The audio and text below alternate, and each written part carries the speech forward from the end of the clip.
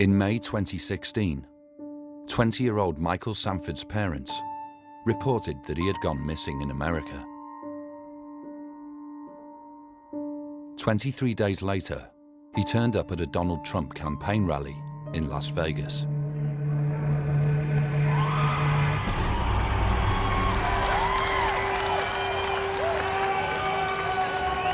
I will build a great, great wall. Shortly after Trump took to the stage, Michael approached a police officer.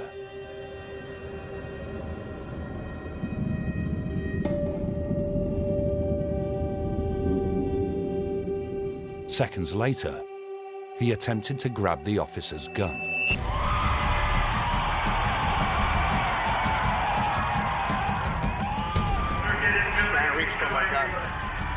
Are you serious, man? What are you thinking? We love our police. When questioned by the Secret Service, Michael stated he'd wanted to shoot and kill Trump, saying he was a racist that deserved to die. But how did a young British man from Surrey end up trying to assassinate the most controversial and high-profile man in the world? Donald J. Trump. We've always just been a very, very close family unit. We thought Donald Trump was the worst thing for the world. This is not a hardened criminal. This is just a young kid who found himself in an awful situation. He tried to assassinate him. He was a wolf in sheep's clothing. Michael is due to be sentenced and could face decades in prison. Michael Sanford could have altered the course of American history. But were these the actions of a boy with a history of mental health problems? He seemed just a totally different personality from the boy I'd known. You know, he's going to spend his 21st birthday in prison. Someone who really shouldn't be there. Or was it a premeditated attack? When Michael was shooting, he was doing this. Who's he working for? Maybe he got radicalized. There's nothing I can tell him that will make his situation any better. And I just want my son back. I'm telling you that if violence is wrong, I disagree with that.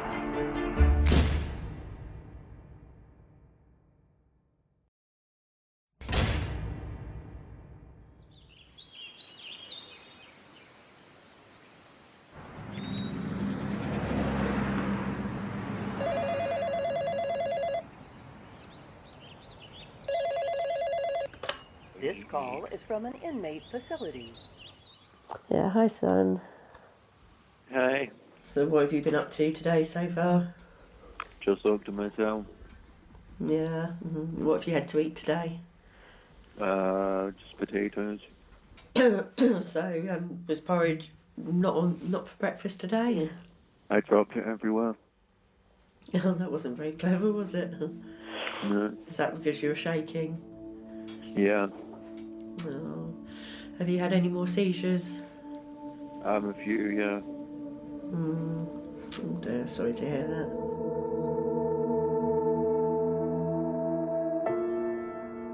It's very hard to know that he's there and we're so far away from him.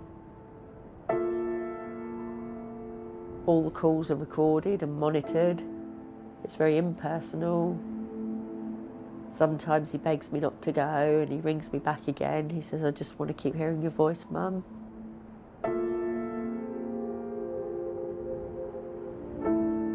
I know we're down to our last minute, aren't we? So, yeah. I love you very much. I love you, Mum. I miss you. Yeah, you too, son. So, anyway, take care, look after yourself. And you too, take care. I love you so much. Yeah, I hope you managed to get something else to eat today. Thank you. I love you, Mum. I love you too, darling. And Jessica does, and Nan does, and Dad does, and Mischief does. Got to cut off, you say 15 minutes, that's all you get, huh? I feel weary.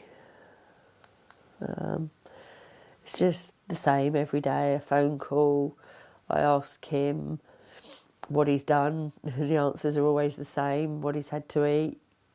You know, it's not a life. It's barely an existence for him out there at the moment. Just knowing that he's where he is I'm powerless to do anything about it is impossibly hard.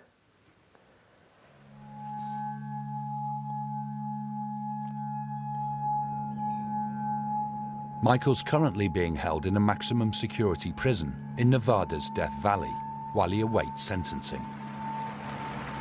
After admitting trying to kill Trump, he's entered a plea bargain in a bid to reduce his sentence, but still faces the possibility of a lengthy jail term. This is one of the most high-profile cases I've dealt with, and certainly it's a very complex case. The government will be arguing that this was not something that was a spur-of-the-moment type of crime. This was something that he had been, calculated. They're going to be arguing that this was in fact a very dangerous situation and could have resulted in somebody being murdered. The maximum under the law is 20 years for Michael, so he could be looking at many, many years in prison.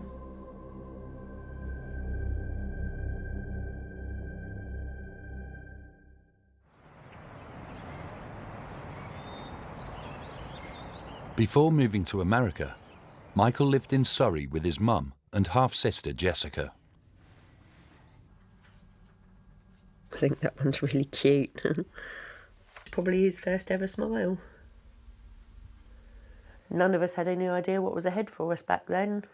You know, I sit and I look at these pictures of him as an angelic little boy. I just think it's so tragic that this is where his life is at. Especially someone who really shouldn't be there.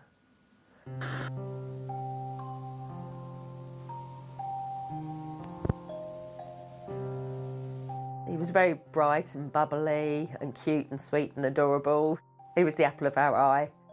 Bunny. You're doing a bunny? Oh, you're doing a happy smiley face. But I think we first noticed that there might be problems when he was 2. He would become quite hysterical when we would throw quite ordinary things in the rubbish bin. That was the first sign that he had some form of OCD. This, oddly enough, his key collection. He enjoyed collecting keys. When Michael was about 8, his moods started to change. They were quite erratic at times. He seemed to become quite depressive and quite angry.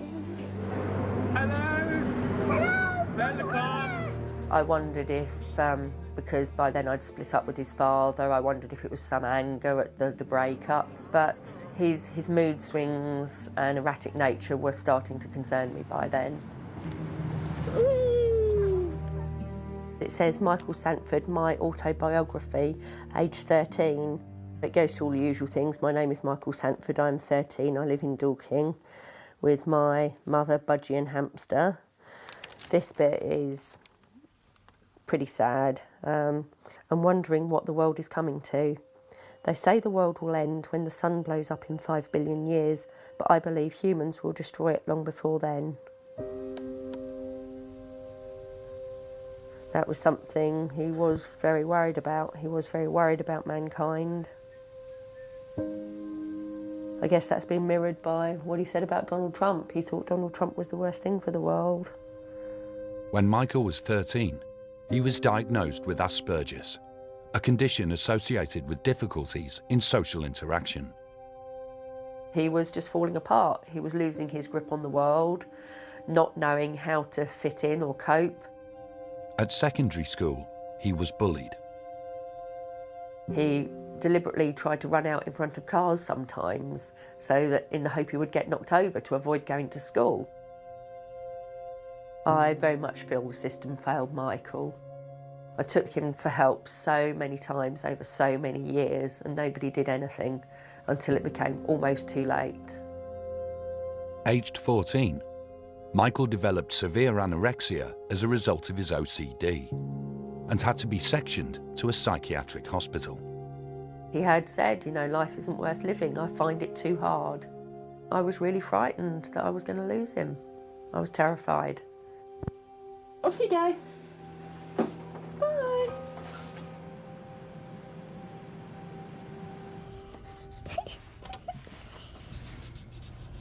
What are you drawing? A rainbow. Who's that for? Michael because I love him. He's very nice and good, and he wasn't very well a long time ago. Ali did something wrong, so that's why he's in there now.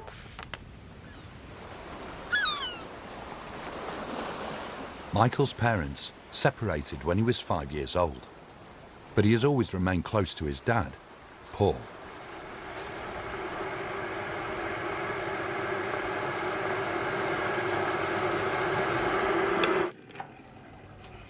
We all know our children, we all know their personalities. If you're honest with yourself, you know whether somebody has the potential to do something like that or not. He's never shouted, he's never screamed at me. That violent aspects of some kids' natures just wasn't there with Michael. Michael had never shown any interest in politics, at home or abroad. But Paul noticed a significant change when visiting him in prison following his arrest.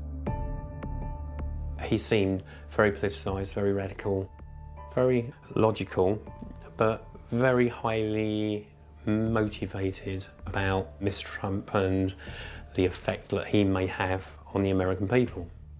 Just a totally different personality from what I had, the boy I'd known. I've got a little box of all his memories here, so all things like the newspaper cuttings from before, obviously newspaper cuttings from now. Has he not told you why he did it, what was going through his head? No, I mean, it's very difficult for him to say anything to us. Everything he says and everything he does is monitored.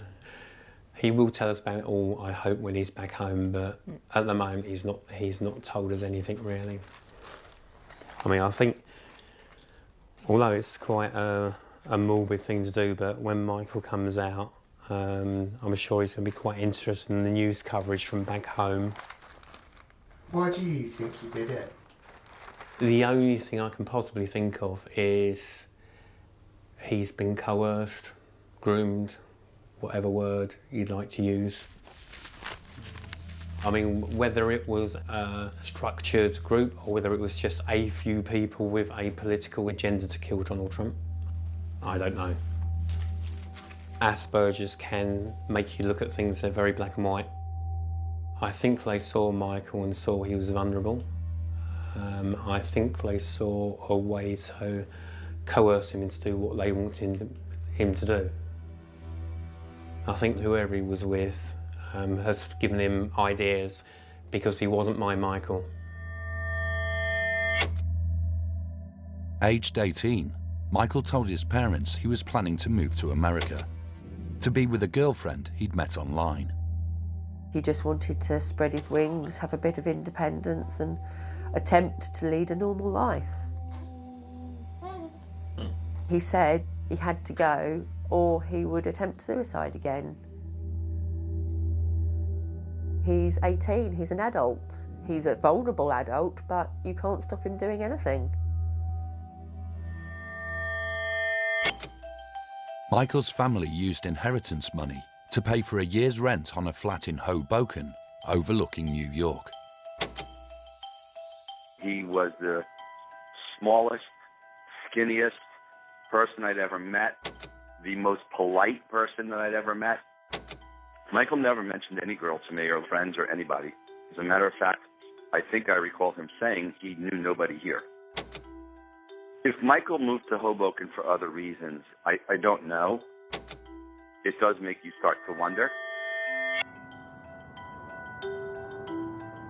Initially, we heard from Michael all the time, but his behaviour became erratic. Sometimes we'd hear from him, sometimes we wouldn't. He turned very nasty at one point. He said to me, "You've no idea how much I hate, loathe and despise you." And that was the final straw for me. I said to him, who is putting these thoughts in your mind? Because he'd always been so loving. On the 26th of May 2016, having lost all contact with Michael, Lynn reported him missing to the authorities. I was worried out my mind. I could only see it ending in a disaster. During this period, police now believe he'd been living out of a BMW, bought using the money he'd been given for rent. Michael didn't surface again until the day of his arrest.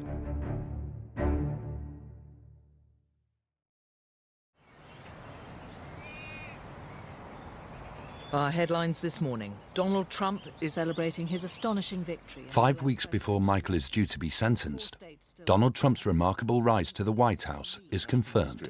The Republican businessman defeated his Democratic rival, scoring decisive victories. Confounded the pollsters and media pundits who predicted Hillary Clinton. What does the rest of the world make of these seismic events that took place overnight in America? We're going to get the view from London, Europe. I was up all night watching the results. It's obviously only been announced in the last hour or so. There's no getting away from it now. I mean, he is going to be president for the next 4 years, and like it or lump it, you know, we've got to get on with it. So what does the rest It's a result that could have an impact on the length of Michael's jail term. in America? We have sentencing coming up next month, and whether Donald Trump will choose to make an example of Michael remains to be seen. Thank you. Thank you very much, everybody. You know, he was looking forward to sentencing and hoping that there might be a favourable outcome, but I think this result casts a potentially very big shadow over that. Now it's time for America to bind. I'm very worried that he will either lose his mind completely or commit suicide if he had the opportunity. Every citizen of our land. It's just made everything so much harder and so much more complicated for Michael. For those who have chosen not to support me in the past, of which there were a few people, I feel powerless. You know, I want to be able to keep him strong and to give him hope. But a lot of that hope was dashed last night with the outcome of this, you know, and it's made the future so much more uncertain for him. Political experience, and one who's just caused the biggest political upset in American history.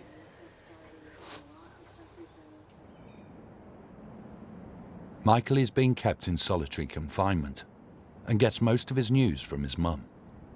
Have you heard about the election results? No, not yet. You haven't? Okay, well, Donald Trump did get in the end. So Well, I guess I'm happy for him, and it's America's choice, so I guess I have to respect that. I realise, you know, in many ways a bad situation just got worse for you, but Yeah, I think it did. but you do understand that what you attempted to do wasn't right, don't you? Oh, of course, absolutely. I'd never choose to do that. I'd never choose anyone. No, I know that, Michael, I know that. You have 1 minute remaining. Michael has now reverted back to being the loving son he always has. He sent us letters and cards and drawings that he's done. And every time he says, I love you, I miss you, I need you. Tears are streaming down my face as I write this. I miss you all, and I love you all more than words can explain. I'm so alone, cold, and scared here. I feel awful about the way I've treated you all. Mum, I'll be the son that you deserve. I'm so scared. I need you all.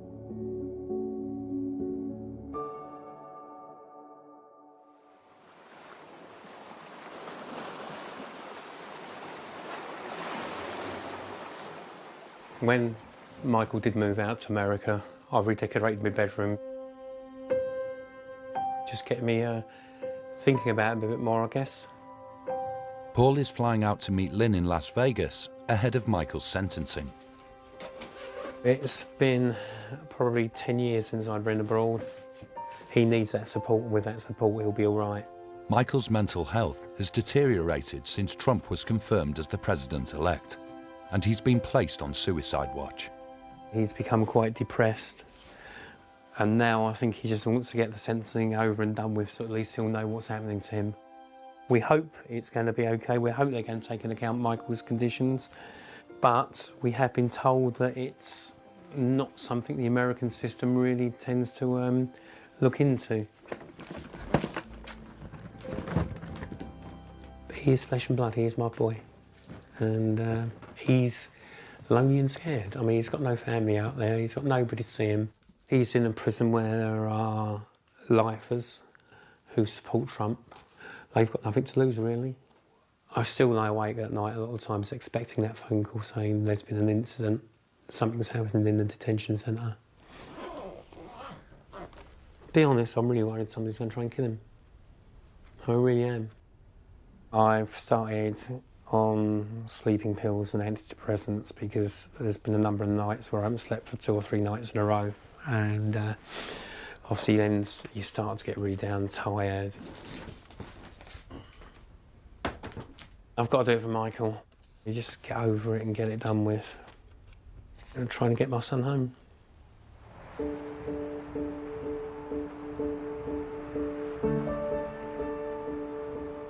With Michael's sentencing just days away, his legal team are putting the final touches to their case.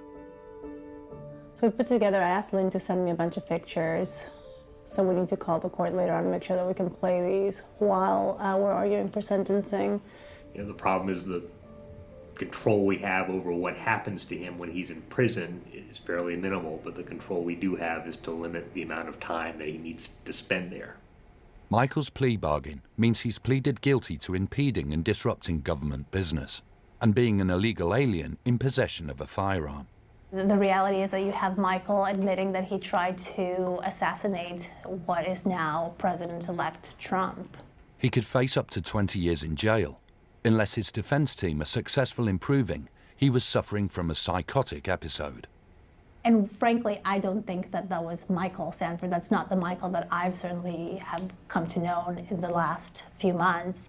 But that's certainly the Michael that the government's going to be portraying at sentencing. I think that Michael has suffered from a variety of different mental health conditions, and what he said and what he did was really not him, but a condition that needs to be treated. The arguments are ready, everything's been filed, so I think right now it's just really a matter of just wait and see. On his arrest, the Secret Service conducted a thorough investigation, tracking Michael's movements leading up to his assassination attempt.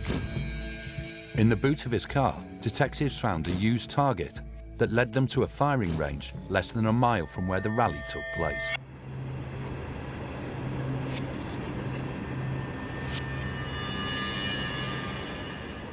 It's gonna be really loud.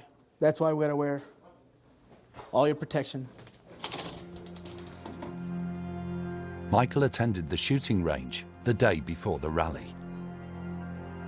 He would later tell detectives that he'd considered buying a rifle to shoot Trump from long distance, but claimed he was unable to acquire one. This is the Glock 17, the one that Michael shot. We're gonna load it, enter the magazine, and then we're just gonna slide goes forward, ready to go. Josh was the range safety officer that attended to Michael. Honestly, there was nothing off of him when he came in. He shot 20 rounds. He was shy, he was nervous just like any other customer, but I would have never thought that he was practicing for an assassination ever. Glock 17s are standard issue for law enforcement here in this country. An experienced shooter, they don't anticipate the rounds. You don't shoot down, you're pretty much just keeping that gun forward, which will look something like this. You're forward. When Michael was shooting, I'll see if I can get it right. I'm gonna miss on purpose. He was doing this.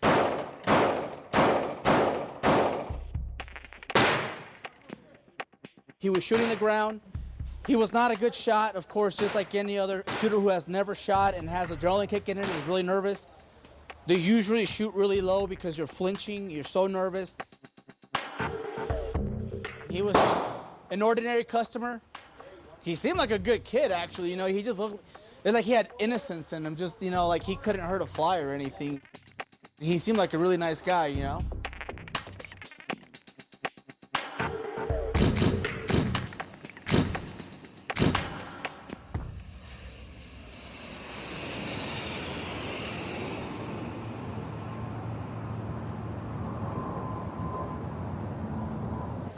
After a 10-hour flight, Paul has arrived in Las Vegas for Michael's sentencing.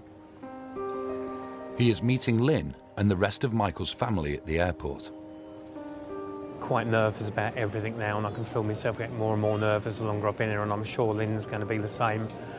The nerves will start when she gets in, and then I think as the day progresses, thinking about tomorrow, it's going to be hard for both of us, and I think Lynn is going to start struggling.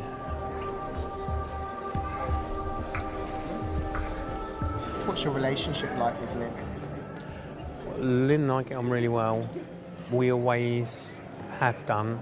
Hi, Jessie. Hello. Even when we split up, we got on quite well. Hello. That's one of the things with the issues you get with Michael. It does bring you close together. You haven't got the choice. Hi, Paul. All right. Oh, yeah. You've got to be there for Michael. You've got to work together for Michael. Car's out this way. It's level 1 of the car park at the back, so... Right. Come on. There we go. One big family, Jessica, hey?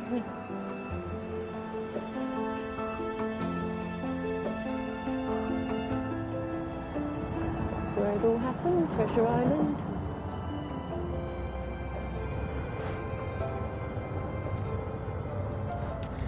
So how you been then, all right? Yeah, it's been hard. You know, really, really tiring and stressful. Sleeping any better? No, nor eating better. At least we'll have some sort of closure for tomorrow, won't we?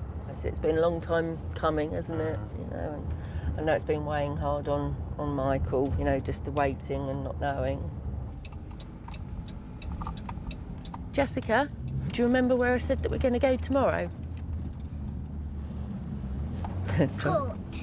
That's right, yeah. Who's going to be at the court and why are we there? Michael, we have to find out how long he has to stay there again. That's right, yeah. So there's going to be a special person. The judge. The judge, that's right. And he's going to listen to lots of things about Michael and decide how much longer Michael has to stay here, isn't he? I'm a bit nervous of the judge because I've never seen him before. No. Do you think you can be on your best behaviour? Yes. And of course Michael would like to see how well you can behave as well, wouldn't he? What would you like to say to Michael if you get the chance? I love you. Oh. You all right?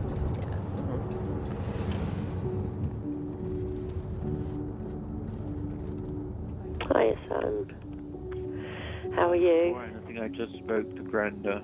Okay, did you? What did she have to say? Just that I will be allowed to make a statement in court. Yeah, well, at least you get to have your say anyway. Are you going to read it to me? You want me to read it to you? Yeah, that'd be Yeah, nice. you want me to read it to you? Yes, please. I would like to take this opportunity to apologize to everyone involved.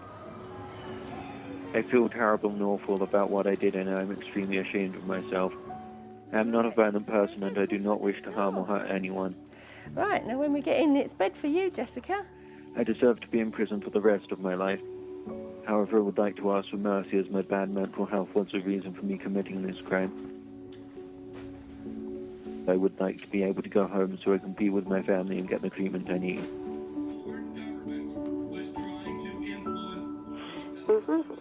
I don't think you should say, though, that you deserve to be in prison for the rest of your life, because that's not true. I mean... I did try and kill a guy, Mum. No, I know, but you didn't mean to, and you didn't intend to, did you? And... All right, I'll take you now.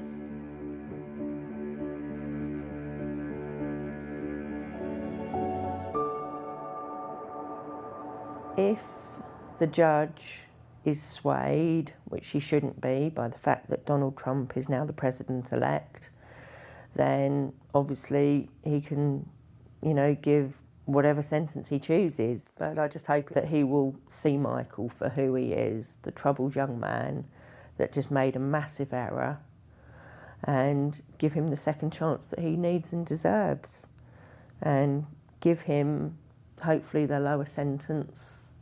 And do you think that will happen? 50-50. Really? Those are the chances, you think? Yeah. Have you prepared yourself for the worst? I think I have, but, you know, just hearing it, you know, is an entirely different ballgame. You can prepare yourself for these things, but until you're actually faced with them, nobody knows how you're going to react. And I've tried to prepare Michael, but I know the same thing again. You know, he's been just finding a way through to cope with each day, and that is thinking that the judge will let him off with time served. And how he's going to cope with the realisation perhaps that that's not the case is just going to be tremendously difficult.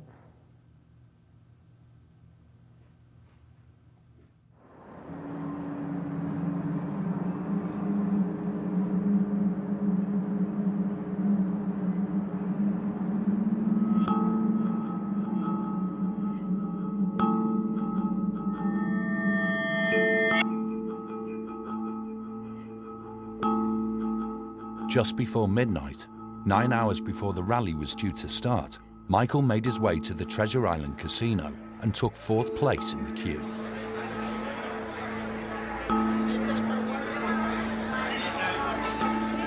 Greg Donovan, a staunch Trump supporter, was next in line. I asked this young man, I said, would you mind holding my space while I go change? He said, oh yeah. And I heard the British accent, I remember. I was in my full red thing and black top hat. But when he saw it, he seemed kind of repulsed. And I found that odd because I thought he would like it, you know. I just didn't seem like a regular Trump supporter. It didn't seem like that. That was my feeling. I was in 5th row. I got very close to Mr. Trump. I'm so close to him. Look at that. There's something about the rallies. It's just euphoria. Ladies and gentlemen, the next president of the United States, Donald J. Trump.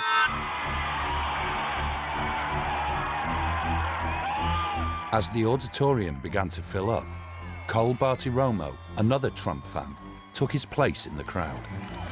The crowds are just so high energy, feeding off his energy. So passionate, start chanting things over and over again. Thank you very much. Oh, I love you people. I love Las Vegas.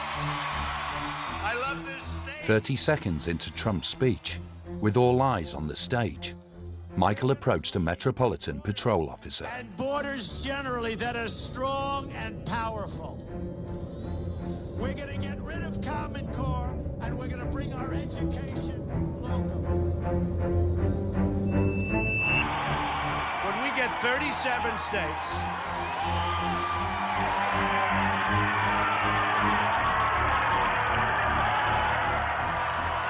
we love our police. Thank you, officers.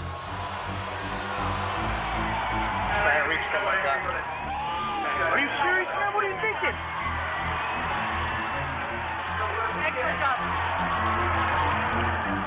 I started filming when I saw guards tackling somebody. They're just dragging him out of there like he's a rag doll. Thank you, officers. It's like, whoa, like, what did he do? There is this anger. Because Michael Sanford could have altered the course of American history. Thank you. He didn't look like a murderer. He was a wolf in sheep's clothing. Maybe he got radicalized. Somebody can come in here and they have the opportunity to kill our future president of the United States. That's very nice, thank you. I think you have to send a strong message, Donald Trump style. The judge has to give him the maximum. On his arrest, Michael told detectives that the greater good would be to lose his own life rather than have Trump as president. He stated that it wasn't a cry for help, only the right thing to do. You know what you did, right? Well, yeah. Okay. just want to make sure. Yeah, I got it. You do, right? Yeah. Okay.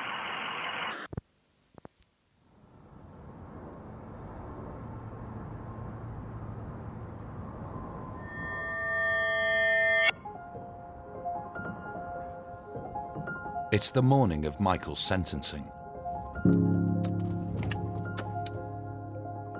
The family are on their way to meet the legal team for a final briefing. Good morning. How are you? It's good to see you. Remind me his name again. Timmy. Timmy, and the other one is? Tiggles. Tickles, yes. How are you, Brenda? Good. Hi, Lynn. Good to see you. Hi. Good to see you. When you see Michael coming into the courtroom, I just don't want you to be surprised. He's going to be shackled, right? So he's going to have handcuffs and he's going to have some leg cuffs as well. The leg cuffs are going to remain on him, and he'll be wearing, you know, like a detainee garb, jumpsuit of sorts. So I just don't want you to be shocked by that. So that's how you're going to see Michael. Judges do these differently, but they'll often hear from both sides, and sometimes they'll ask questions. And then the judge will often ask the defendant to speak, Michael. So we would plan on having him talk to the judge. And at the conclusion of this hearing, we will know, the judge will actually announce what Michael's sentence is, and he'll give the reasoning as to why he decided to impose a particular sentencing.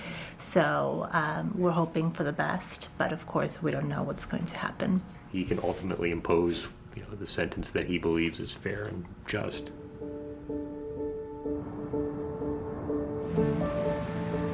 Unless the Republican judge is sympathetic to Michael's mental health disorders, he faces a lengthy jail term.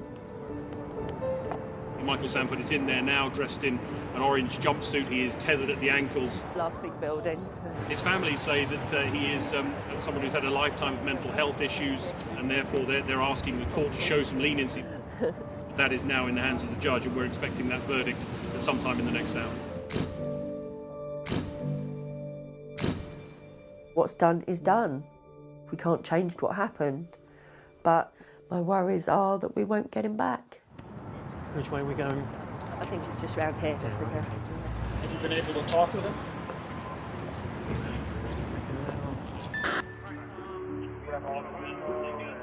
He needs to get psychiatric care. He needs to be back in the UK. I don't for 1 minute think Michael would be in the position he's in now if he had got the intervention he needed soon enough. Where does all the hate come from? I asked for help so many times, but I didn't get it.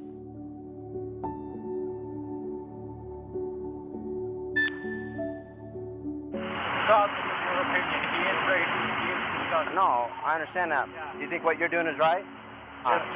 It's not. If you're wanting to kill somebody, it makes you wrong. That makes you wrong. This is America, land of the free, right?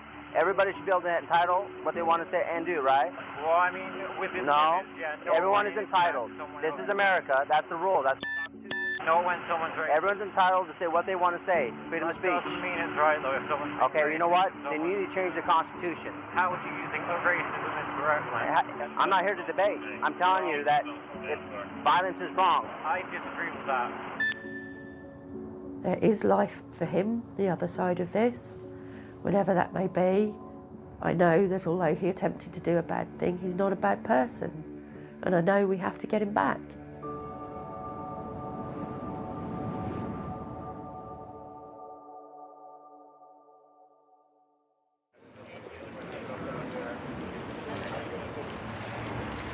So can I ask you, just tell us about this sentencing? What did you think?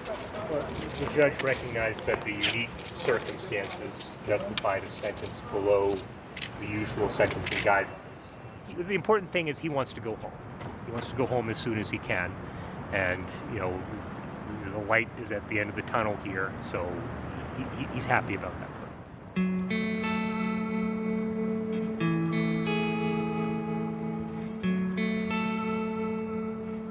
The prosecution argued that Michael, by his own admission, had planned to carry out the attack for over a year.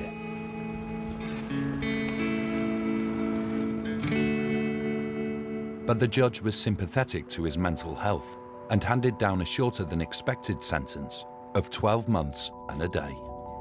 Is it good to see Michael? He was so frightened in court, you know, he was shaking really badly.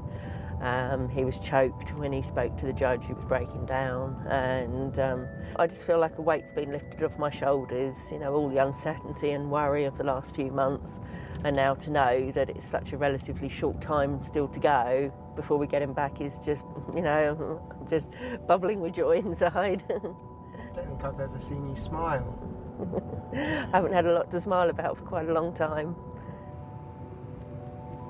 He apologised to the judge for what he had done. He apologised to the judge for wasting people's time. And the judge turned around and said, "You've got nothing to be sorry for."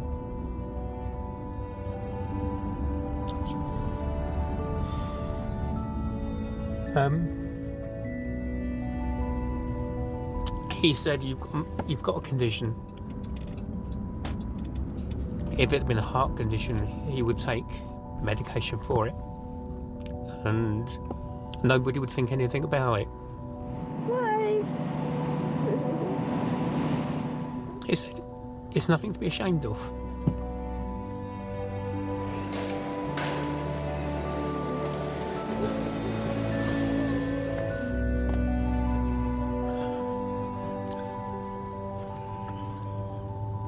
The judge realised what everybody else has always said about him.